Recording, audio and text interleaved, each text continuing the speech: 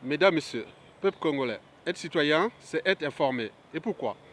Parce que l'ignorance est la pire des souffrances. Le savoir et la connaissance vous libèrent. Alors, de quoi Sassou Nguesso a-t-il peur? Et pourquoi? Parce que hier, il s'est passé quelque chose d'étonnant. La fouille dans les cellules du général Jean-Marie Michel Mokoko et du ministre André Okombi Salissa. Donc, des fouilles ont été organisées là-bas. On ne sait pas pour quelle raison. Et donc, ça a perturbé toute l'organisation même de la maison d'arrêt. Et tout ça, c'est pourquoi? On ne sait pas. Donc, à la maison d'arrêt, où Sassou Nguesso a ses captifs, ils sont bien gardés, bien surveillés et autres. Mais de quoi a-t-il peur, Denis Sassou Nguesso? C'est tous les questionnements. Moi, je pense qu'il s'agissait, bien entendu, d'une opération de diversion. Et pourquoi? Parce qu'hier, il s'est passé quelque chose, un grand événement en France, et notamment avec l'affaire Pandora Papers, l'émission de France 2 envoyé spécial, où toute la communauté congolaise à travers le monde était déjà informée, était en train d'écouter ça. Et n'oublions pas que, comment on appelle ça, au Congo, le dictateur a coupé l'électricité, et notamment dans les quartiers nord de Brazzaville, là où se sont fiefs quelque part. Et donc là, moi je pense qu'il s'agissait bien sûr d'un contre-événement qu'il a dû organiser, qu'il a voulu organiser, un contre-événement contre l'affaire de Pandora Papers.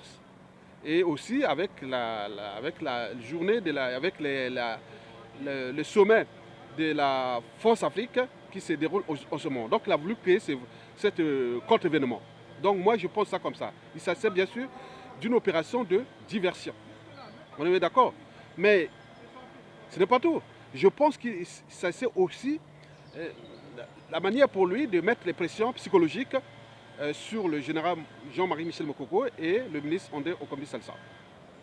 Et pourquoi faire? Pour qu'ils se soumettent tout simplement.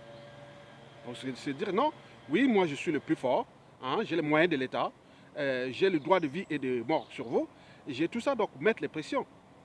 Donc moi j'ai vu ça dans ce cas-là. Soit c'était une opération de diversion, et deuxièmement, c'est bien sûr une manière pour lui de mettre la pression sur ses captifs, dont le général Jean-Marie Michel Mokoko et André Okombi Salsa. Mais en cas de cartel, qui sera responsable, qui ne sera pas responsable? Déjà individuellement et collectivement, en tant que peuple, et aussi pour toute l'administration judiciaire et aussi la classe politique et autres. Laisser libre cours à Sassou Nguesso, à son cynisme et en toute impunité comme ça commence à bien faire. Et le danger, c'est que on va fouiller là-bas, mais il y a des Covid-19 et autres. Ils ont posé, est-ce qu'ils sont allés mettre des produits là-bas pour éliminer, puisque l'enjeu pour Sassou Nguesso est d'éliminer Jean-Marie Michel Mokoko. Ça, il n'y a plus de souci. Hein? C'est l'éliminer parce qu'ils ne veulent laisser des témoins de ces crimes. Non, certainement pas. Et donc, par conséquent, nous, en tant que peuple congolais, civil, politique et militaire, si on ne prend pas les responsabilités, malgré les signaux d'appel et autres, on va encore perdre un et à qui les tours après. Et nous sommes là comme un peuple qui refuse de se battre. Et donc, prenons quelque chose d'initiative collective comme les journées villes mortes. Pourquoi on met la pression au dictateur pour lui montrer que nous, on est quand même un peuple. Et donc là, c'est déjà ça. Mais là, il joue au cynisme en toute impunité. C'est des comportements antisociaux qui ne respectent même plus la dignité humaine. D'ailleurs, elle n'a plus de sens ni de signification au Congo pendant la dictature de Sassou Nguesso. Donc là, ils rentrent là à la maison d'arrêt, les autres attendent là, ils fouillent, ils font ce qu'ils veulent. Après, ils partent comme ça. Et peut-être à la prochaine fois. Et qu'est-ce qu'ils vont mettre là-bas à l'intérieur? Et les autres sont là en train de regarder comme des moutons, au lieu d'agir. Donc nous invitons les uns et les autres d'agir collectivement. Ce qui s'est passé là, c'est indigne, c'est injuste, c'est méchant. Et je ne trouve pas mes mots. Et après, Jean-Marie Michel Mokoko, Kombi Salsa, combien d'autres victimes? Et notamment au niveau du clan. Donc Sassou est en train de quelque part de sacrifier non seulement le peuple et tout le monde, mais également son clan, sa famille. C'est très dangereux ce monsieur-là. Donc, au peuple congolais, prenons notre responsabilité de les dégager pour qu'on puisse sauver au moins tout le monde et rentrer dans une transition politique consensuelle où nous aurons à réparer la commission vérité et réconciliation, réparation de tous ces crimes-là.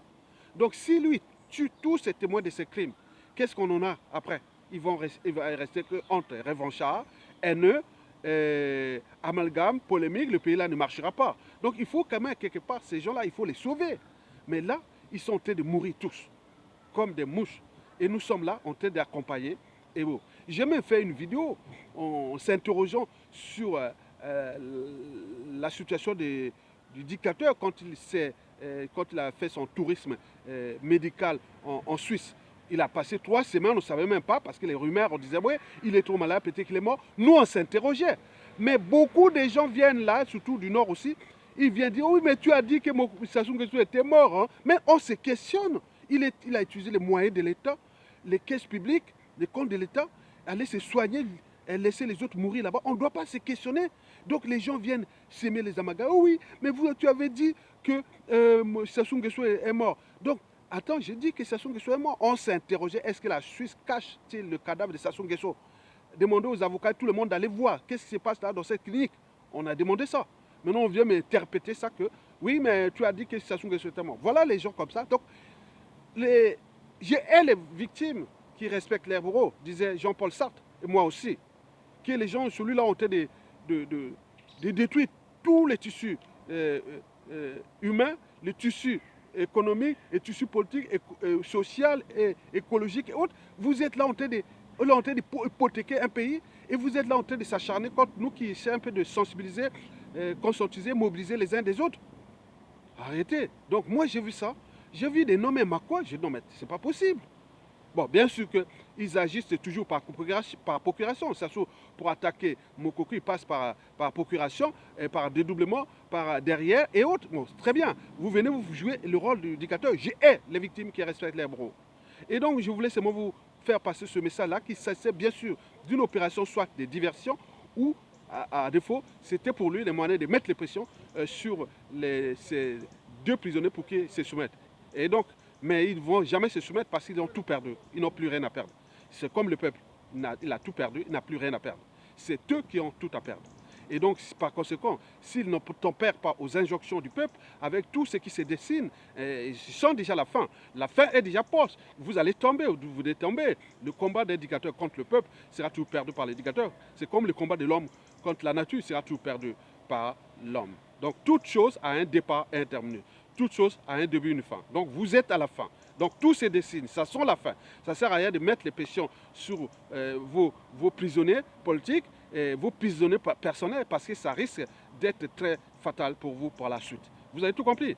Donc vous risquerez de payer chèrement la rançon de la gloire, c'est-à-dire l'humiliation à défaut, la rançon de vos crimes, c'est-à-dire la justice quelle qu'elle soit. Donc faites attention, on ne joue pas avec les nerfs du peuple comme ça. Donc je voulais seulement dire au peuple congolais, battons-nous pour que le dictateur puisse tomber parce que c'est l'enjeu. Et merci beaucoup. Likez et partagez cette vidéo. À bientôt. Merci beaucoup.